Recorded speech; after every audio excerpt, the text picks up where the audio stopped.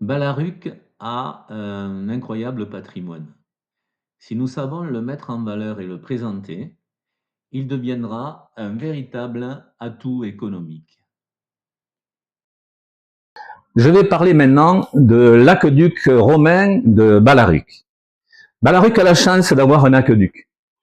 Il fait 5 km de long, rien à voir avec celui de Nîmes, forcément, mais il répond en matière d'hydraulique aux mêmes prouesses que celui de Nîmes, c'est-à-dire le respect d'une pente régulière pour éviter le déversement en cas d'accélération de l'eau à l'intérieur du canal. La structure de cet aqueduc est très soignée, avec deux murs qui le bordent, une base qui est traitée à la chaux et au-dessus une couverture qui peut être à la fois une voûte ou bien des dalles de pierre posées par-dessus, comme le montre le schéma qui est ici à côté. Sous la fameuse vanne de la retenue d'Isanka, on a découvert deux monnaies. Empereur Trajan. L'empereur Trajan régna de 41 à 54. L'aqueduc date donc de cette période-là, entre 41 et environ 50 de notre ère. Cet aqueduc, en ligne droite, comme tout ce qui était construit, comme la Via Domptia, circule de manière rectiligne, droite, depuis Isanka jusqu'à Balaruc-le-Vieux, contourne Balaruc-le-Vieux, et ensuite prend la direction du lotissement Lévigné actuel.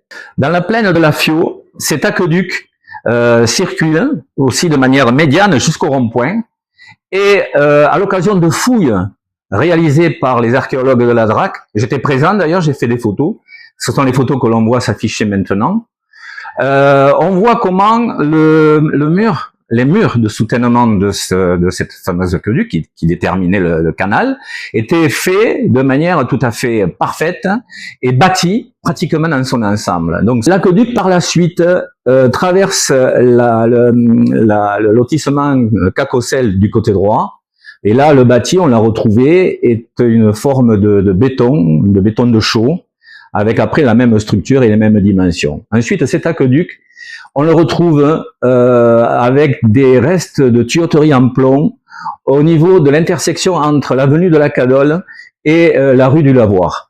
Et là, on pense que à cet endroit se situerait le fameux Castellum Divisorium, c'est-à-dire l'endroit où arrivait l'aqueduc et où il se divisait après pour être réparti par l'intermédiaire de tuyaux de plomb à destination à la fois des structures balnéaires, des fontaines et puis des habitations privées ou publiques. Donc là, on se situe à environ 400 mètres des thermes et c'est là que se situerait à peu près ce fameux Castellum. Non loin de là, on a découvert deux tuyaux de plomb, l'un de 1,50 m, l'autre 1,30 m. Ces tuyaux de plomb devaient servir dans des adductions d'eau au niveau de maisons ou d'établissements plus importants, à distance donc du Castellum. Il y avait inscrit, il y a toujours inscrit dessus, Colonia Augustus Nemosus, et ensuite le nom du plombier qui a mis en place cette fameuse hydraulique à la suite de l'aqueduc pour distribuer l'eau à l'intérieur de la ville. C'est donc Nîmes qui a mis en place l'hydraulique de Balaruc. Et la question que l'on se pose aujourd'hui est de savoir, est-ce que l'hydraulique de Balaruc a servi de ballon d'essai, c'est-à-dire de probatoire, pour pouvoir construire l'hydraulique de Nîmes, ou bien nous sommes-nous servis de l'expérience de l'hydraulique de Nîmes, à la fois aqueduc et adduction d'eau au niveau de la ville, pour faire l'hydraulique de Balaruc.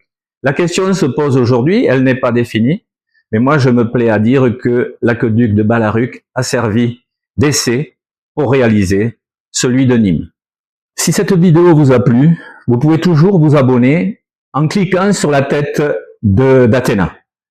Ensuite, au-dessous, dans les commentaires, dans le descriptif, vous aurez un certain nombre de liens qui vous permettront de pouvoir approfondir toutes ces notions si cela vous intéresse.